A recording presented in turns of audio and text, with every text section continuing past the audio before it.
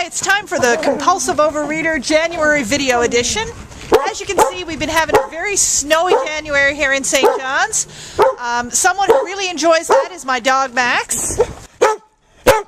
Other people who enjoy the snow include snowmobilers, skiers, and anyone who likes winter sports. But for me, my favorite winter sport is curling up in front of the fire with a good book, so I've been doing lots of that.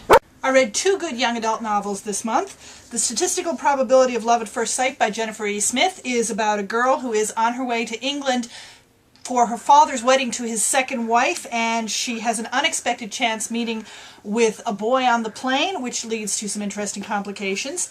Every Day by David Levithan is a very interesting novel about a kid who wakes up every day in a different body and has to learn to adapt to that, and on top of that also falls in love. Now, I reviewed both of these on the blog, but I think for the video review I'm going to bring in some experts on young adult literature to review them. Well, I really enjoyed The Statistical Probability of Love at First Sight. It's an amazing book with amazing characters and an amazing plot, and it is really romantic and a really, really fun book to read, and it's just like one of my all-time favorite books. One thing I can say about this book, Every Day by David Levithan, is that I've never read anything like it before. It is such a unique concept, a unique plot, unique characters, and it's just so different, and I love it. Okay, this one I read on the ebook, so I came here to the bookstore to show you a copy of it. Maphead by Ken Jennings. That's Ken Jennings of winning many, many times on Jeopardy fame. I read his earlier book, Brainiac, all about trivia. This one is all about people who are obsessed and fascinated with maps. I like maps. Wouldn't say I'm obsessed and fascinated, but I'm certainly more fascinated after reading this really interesting book, and I'm even tempted to try geocaching. Probably the most talked about book in Newfoundland this winter, Greg Malone's Don't Tell the Newfoundlanders. It's a must-read for Newfoundlanders and for history buffs. It tells the very well-known story of how Newfoundland joined Canada in 1949 by the incredibly narrow margin of about 51 to 49% in the referendum. Many Newfoundlanders have for years thought that there was a lot of manipulation behind the scenes on the part of Britain and Canada to bring about that desired result. Malone's book really reveals a lot of previously secret documents, publishes a lot of secret correspondence that shows to what a great extent that manipulation went on.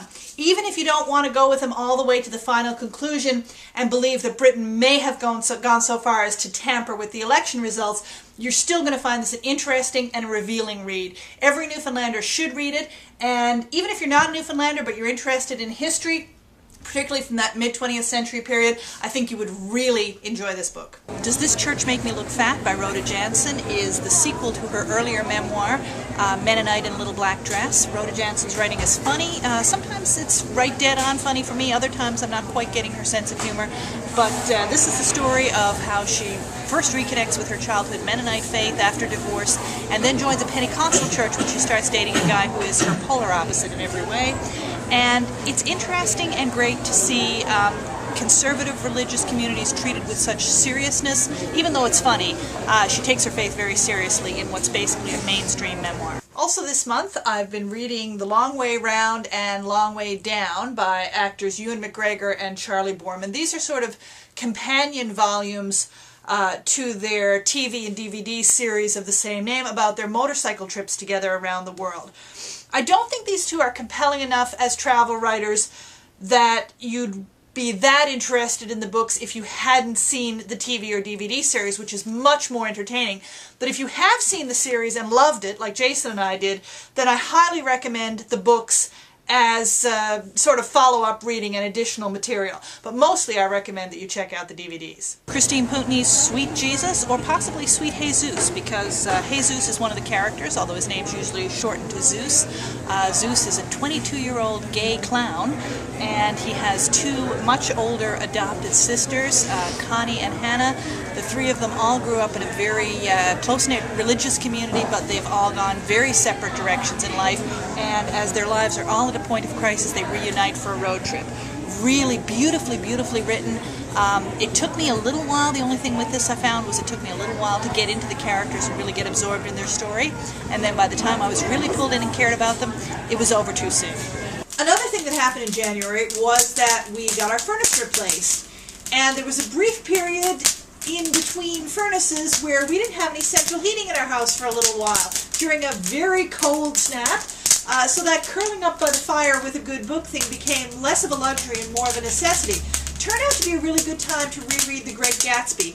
I've decided this year that one of my reading projects is going to give books a second chance, and that basically means that I'm going to go back to classics of literature that I either tried to read and didn't finish, or read for classes and didn't like when I was younger, just to see if they're more meaningful to me now. Because of John Green's Crash Course World Literature, my 15-year-old son Chris decided that he was going to read The Great Gatsby, and after hearing John Green rave about it and then hearing Chris rave about how much he was loving The Great Gatsby, I decided it was time for another look at a book that I'd read during an American Lit class in college. I'm not raving about it still, but I think I got a lot more out of it this time. I found the whole story a lot more poignant. Last time I think I was just so irritated by the fact that I don't like books about the idle rich, and I'm just like, these are all horrible people, who cares what happens to them? But I think I got more into the characters this time, and by the end I found it quite moving, and yeah, I definitely had a better experience with The Great Gatsby. So I hope that's going to be the case with the other books that I choose to reread during this year. Finally, one more reading challenge that I've set for myself this year is to read more poetry, or to read any poetry other than what I'm teaching my students in English class. So the poetry book that I read this month was 1,000 Mornings by Mary Oliver.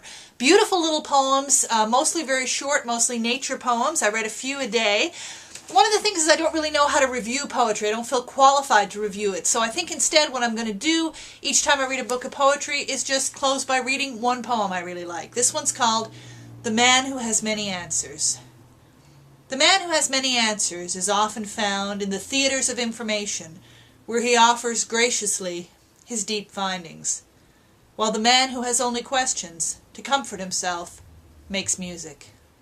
If you'd like to win a copy of any of the books I've reviewed this month, you can like this video, you can leave a comment, you can share it on Facebook or Twitter and let me know that you did so. I'll put your name in for a drawing, and one lucky winner will win the book of their choice. I'll be back next month with February's books.